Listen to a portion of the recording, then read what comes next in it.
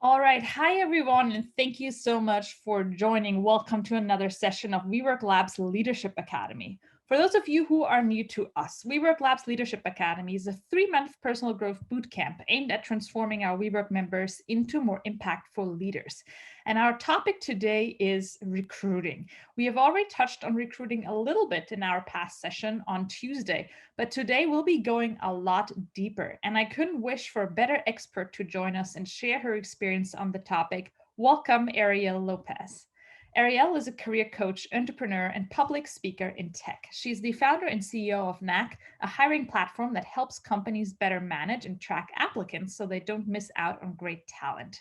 Ariel has over a decade of recruiting experience and has helped companies such as Spotify, Uber, Google, Nike, and eBay build great teams. She has helped thousands of professionals find career happiness and got featured in publications like CNBC, Forbes, Fast Company, Refinery 29, Business Insider, and many more to share her advice. Ariel is passionate about the future of work and making the job search more human. And now, without further ado, the Zoom stage is yours, Ariel.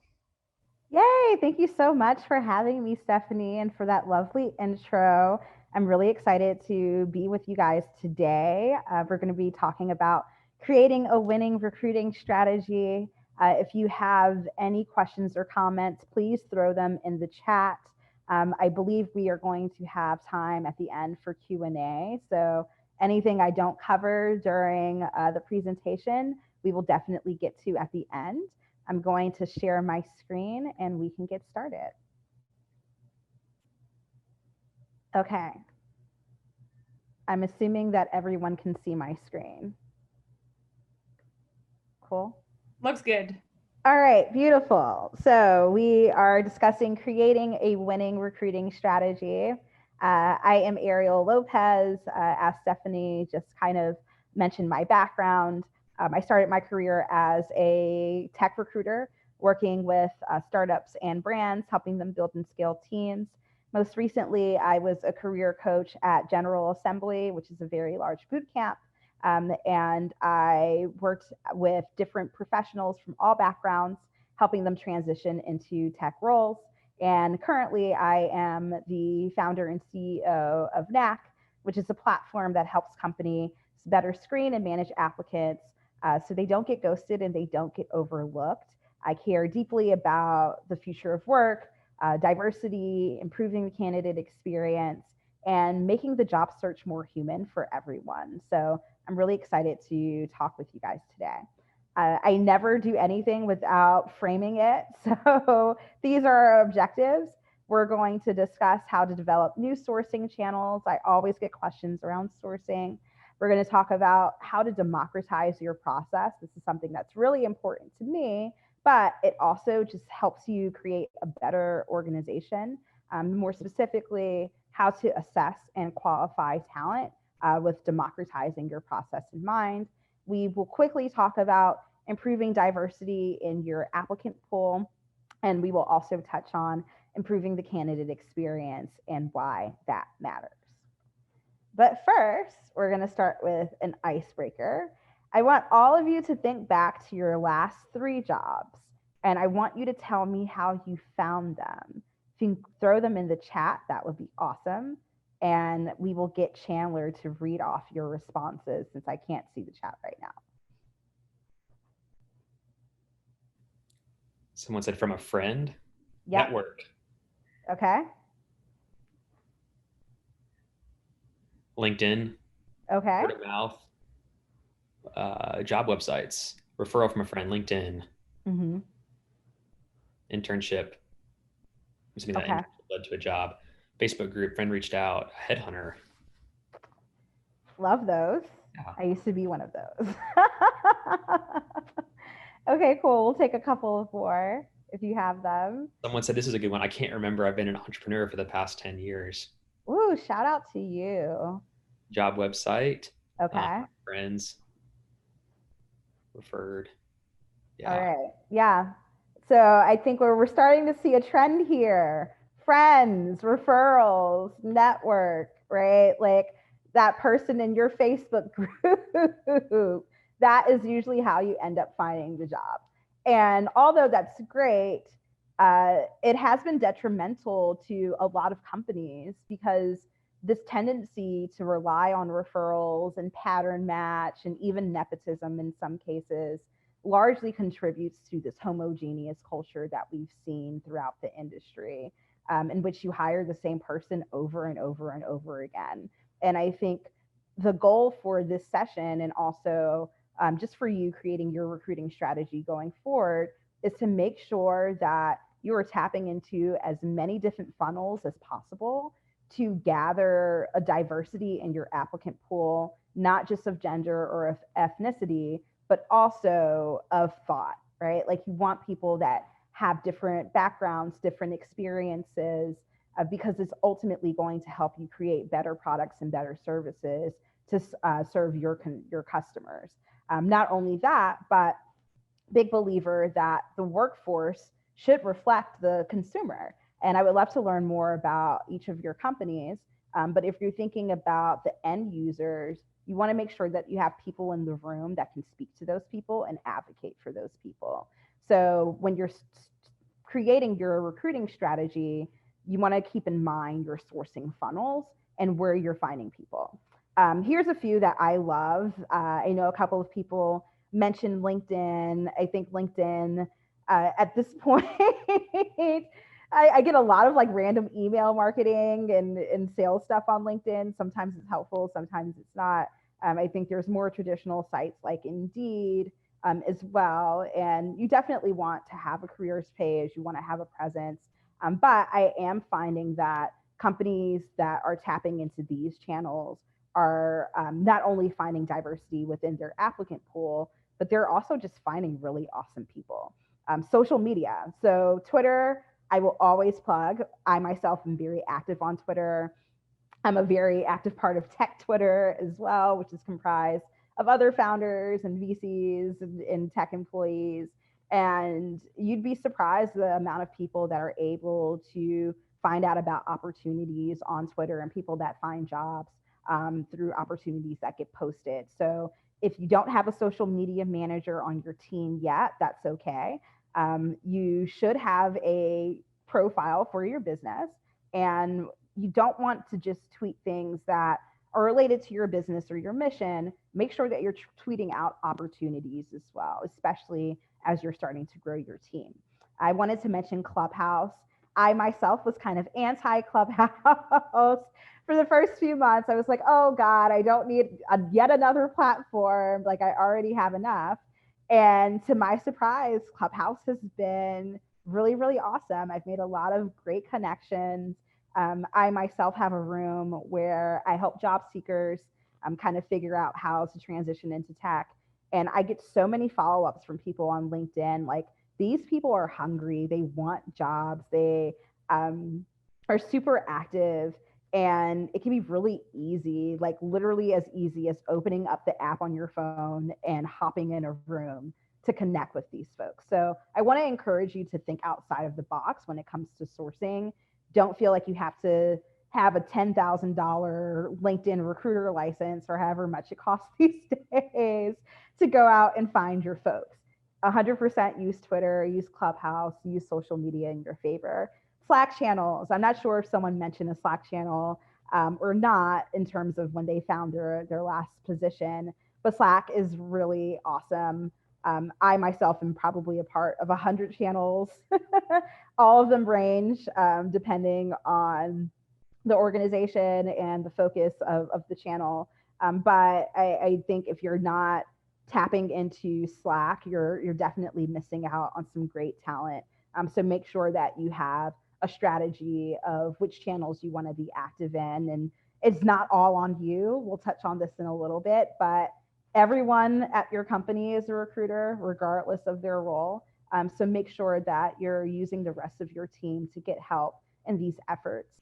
There are diverse organizations that you can tap into as well, especially if you're thinking of how do we increase the amount of people of color, the amount of women in our organization. MLT and NSBE are two that I happen to have here. If you're looking for women specifically, I love Power to Fly. There's the Mom Project. There's literally a ton of different channels that you can tap into. So make sure that you're posting your jobs there and you have a presence. And then last but not least, boot camps. I would be remiss not to mention boot camps, especially since I came from General Assembly. Some of the best professionals I've ever worked with in my life came out of GA, and all of them are doing amazing things in the space right now, at companies like IBM and Google and some of the ones that Stephanie mentioned earlier. So if you don't have boot camps on your list, make sure that you're tapping into them. General Assembly, Flatiron School, Lambda School are probably some of the most popular, but I know there are others that are fairly niche. There's Trilogy Education. I believe they got acquired by 2U. They have a lot of good programming happening, and they actually work with a lot of the top schools in the country to develop that programming to make sure that their students are learning digital skills. Boot camp graduates, I think, certainly have not only the aptitude, but they have the attitude that you need in this stage. And like I said, I would love to learn more about your companies and where you are. But for anyone that's early stage, you have less than 50, less than 100 employees, definitely tap into these boot camps. It's going to save you money. They're not going to cost you the same amount as the full stack developer coming from Facebook, right? And more importantly, they're going to bring the right attitude into the organization. One of they just want to work and get things done. And you want people that are going to be able to work autonomously. They don't need a ton of training or onboarding to kind of get them ready, and they're willing to just kind of follow your lead without a ton of structure sometimes. So I think boot camp grads are excellent. The second thing that I would suggest is the use of assessments. We talked about kind of democratizing the recruiting process, and this is a part of it. People should be judged off of their skills and their qualifications for the role. And I think anyone that's doing skills-based hiring is definitely ahead of the crowd, and they're getting it right. They don't have as many mishires. And in addition to that, they know that the person that they're bringing on actually has the skills first and foremost. So why use assessments? They provide a structured way of vetting applicants. It ensures that you're hiring for skills and aptitude. And it also is a great way of aligning hiring managers and recruiters. As a former recruiter, I know that pain of I have 10 to 20 open roles. All of them need to be filled. I have 10 hiring managers that are screaming at me because all of these are priority positions and they all have to close this week, right? It's hard for the recruiter that's on the front lines to be doing all the recruiting, all the sourcing, all the vetting, just to set up someone for an interview and the hiring manager say, oh, wait, I don't like this person, right?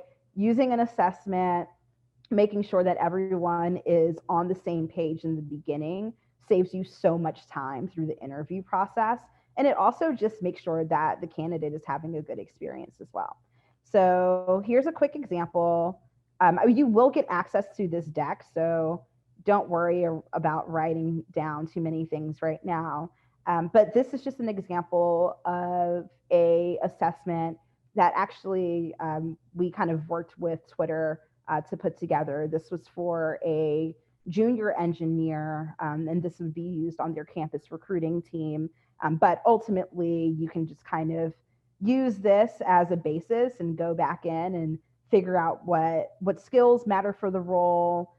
We kind of worked on a point system. We thought about competency. There's a scoring key here. So this is super detailed. You don't have to get this detailed, but I think even if you were to break down these resume elements here, that's super helpful. So we know for this role, they need to be proficient in Python. They need to be proficient in Java. They need to be familiar with these languages, like whatever their tech stack is. Since this is a junior role, they were looking for 2 to 3 CS related side projects, their coursework, their GPA, again, junior role. So these things don't matter as much when you're hiring mid to senior level. However, making sure that you're on the same page about what skills and what qualifications matter for the role is huge. In addition to thinking about teamwork, collaboration, problem solving, critical thinking, like this competency key here is probably one of the most important things on this page, because this is your mission, this is your values. When you're thinking about culture fit should be this. It has nothing to do with, do I want to grab a beer with this person, even though that's what the industry has painted it as. It should be someone that is mission and values aligned, and someone that you think will succeed within the organization, and really, really thrive. So make sure you take a look at this. And what I would encourage is for you to create an assessment for every single job. I know it sounds like a lot of work, but chances are you're going to be hiring for the same thing over and over again. So once you create the assessment for, a front-end engineer the first time, you're basically done unless you make drastic changes to your product. Whatever assessment you make for sales or marketing, product design, especially if we're thinking of the technical roles, you need to make sure that you're assessing people for skills first. I'm going to come back here. I hope I can come back. Sorry about that. Okay. So democratizing your process continued. These are some things that I think are helpful that a lot of companies kind of don't do. First and foremost is preparing candidates. So when I say preparing, giving them an idea of what they can expect in the interview process. So who are they going to be meeting with? What types of questions are they going to be expected to answer? Is there going to be a coding challenge or a take-home test? Don't just sign them up for failure. Preparing candidates helps them have a great experience, but it also just makes sure that your process is streamlined. And I'm a big fan of having a structured process for everyone, because once you get it right, it's so much easier once you become a 500 person or 1,000+ person company, if you get these things right in the early stages. This is the foundation for building a great strategy. The second thing is interview kits. So in terms of the kits and also diverse hiring committees, I mentioned using the assessment as a way of getting the recruiter and the hiring manager on the same page. Interview kits and diverse hiring committees are basically the same thing. So the kit is whatever the job description was, the assessment, a plan for how we are interviewing for that role. So is it 2 interviews? Is it 3? Do they need to have a sit down with senior level executives? Do we need to bring the CEO in to kind of schmooze them? Like, figure out what the plan is. All of your sourcing funnels that we kind of talked about, where are you pulling these people from? And that goes into the interview kit. And the helpful thing is, once you create that interview kit, going forward, when you hire for that role again, it's so much easier. You're not starting from ground zero because you already have something that's built. Diverse hiring committees is huge because representation is important. At no point should you have an interview with a woman and there's not another woman in the room. Like, you are so getting it wrong. Like, there has to be representation in every single interview. I highly encourage that. And I don't know the breakdown of your teams. I know some of you are waiting to kind of hire your first diverse employees, and that's okay. But if you have a team where you have women, you have people of color that are coming from underrepresented backgrounds, and you're not including them in the interview process, you are missing out. It gives you a big opportunity to make an impact with the candidate. And in addition to that, it also gives your employees a sense of purpose. I don't talk a ton about retention in this session, but your recruiting efforts are directly related to retention as well. And making people feel valued, making them feel recognized, giving them a sense of purpose, especially if there's someone like in a junior role, having them be a part of an interview process probably adds on 6 months to a year of them sticking around because they feel important. They feel like you value what they have to say. And I think setting these things up in the early stages are just awesome. Candidate feedback. I know there's a lot of different opinions as it pertains to candidate feedback, but I am pro candidate feedback. I think it's impossible for people to know how to get better if you don't tell them how to. That being said, I do understand because of bandwidth and because of time, it makes it difficult to give candidates feedback, even if you wanted to. That being said, I think 100% if someone is in queue, they had a phone screen scheduled, they're moving on to a second interview, you need to make sure that you're getting back to them. They shouldn't be reaching out to you for updates. If it's someone that you don't move forward with for whatever reason, and they were at one of these stages, make sure that you let them know why.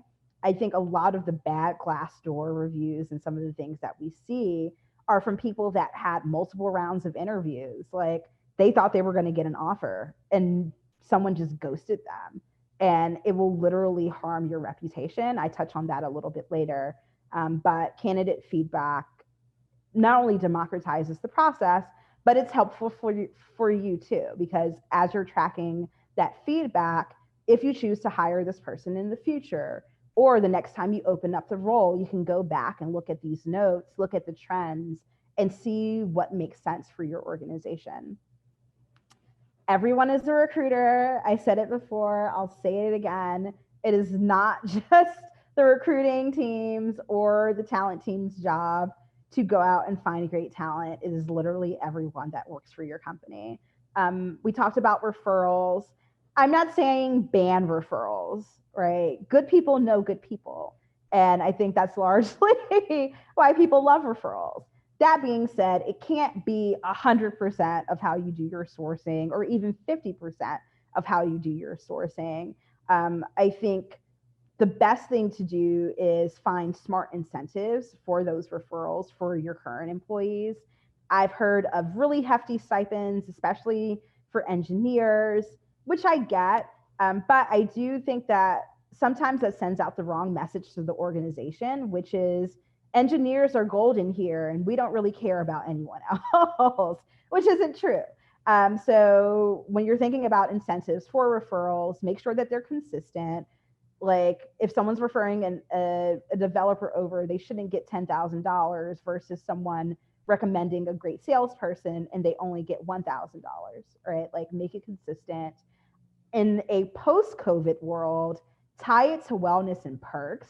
I mean, I don't think, yes, people can use more money. We can always use more money, but having a couple of extra PTO days, figuring out like some type of virtual programming for childcare, things like that are what employees are really, really wanting right now because people need a break. So if you say, hey, anyone that refers someone over that gets hired gets 3 mental health days topped onto their PTO, I think you'll see a ton of referrals come through. So tie it to wellness and tie it to perks. And then also make sure that you define your employer brand. This is important. People can't refer other people into something that they don't know how to communicate, right? If we're thinking about the culture of your organization, it needs to be in plain sight, certainly on your website, any marketing channels that you have, but it also needs to be easy for every single employee to go out and communicate that exact same message. Diversity. Diversity is being invited to the party. Inclusion is being asked to dance. I've seen this quote at least 20 times, and I don't know who said it originally, which is why I don't have a name here. But when we're talking about D&I can't think of a better way to describe it, right? Now we're starting to think about retention a little bit as well. You want to make sure that you are using the right sourcing funnels and using the right screening strategy to optimize for diversity. But once those people come into your organization, you need to make sure that they feel like they can authentically be themselves. And that's where inclusion comes into play. And I love this quote, because going to the party is one thing. And I know we've all gone to parties and we haven't danced. We just kind of stood at the wall. I personally love the wine and cheese table. You can always find me there. But having someone come over, engage you, invite you out onto the dance floor, like that's what inclusion is all about. You want to make sure that people can show up as themselves, and setting the tone for that in the early stages is so important. How do you create an inclusive environment? A couple of things. First and foremost, think about, how do you make colleagues feel welcome? And this is kind of tied to your onboarding. And I don't know what your onboarding strategy looks like, or if you even have an onboarding strategy yet. But once you start to develop it, you want to make sure you have things in place for people to know that, yes, I am an employee at this company now, but that doesn't mean I am just an employee. And I know that this company values me, and they value the things that I care about, which is why ERGs are important. Here's the thing with ERGs, though. You don't just want to start one and say, hey, we have women at X company, or we have LGBTQ at X, without making sure that they're properly structured, without giving them executive support. That's so important. It has to come from the top. If there's not agreement or support from the C-level, even down to hiring managers, like, employees need to see that everyone is bought into this mission, or it's not going to work. Metrics, even though no one really likes tracking them, they are important. Like, hopefully there are goals for the ERGs, which is to increase the amount of people that are a part of those ERGs within your organization. So if you want to double the amount of women that work at your company, and you have a women's focused ERG, make sure that you're creating programming, events, initiatives that are tied to those metrics. And companies that I've seen that have ERGs that do this well have done that. Like, the ERG is properly resourced and structured. They have some type of budget. There is at least one representative from the C-level or senior leadership that's active. And they're always tracking those metrics of making sure that the ERG is growing, and that the company is keeping those metrics in mind as they think about recruiting for the overall organization. Creating a buddy system. I love this. There's a really cool tool called Donut. I don't know what it looks like now, but in a pre-COVID world, they would match two random employees within your company to go out and have coffee together. And I love that. It gives people a really good way of learning about what's happening on other teams. You don't want anyone to feel siloed within your organization. And I know that's difficult now, especially with the pandemic, because everyone's working from home. So again, I don't know if Donut is doing virtual coffees. I'm sure that they are. But implementing something like that, or a similar tool, to where you are consistently making sure that employees are getting to know each other and understand what other departments are working on within the company, is so helpful, not only to them, but for you too. Advancement. One of the most important things here, make sure people know their options. No one should join your organization and have zero clue of how they grow, right? Like, they need to understand what a roadmap, what a trajectory looks like for them, and what they're accountable for.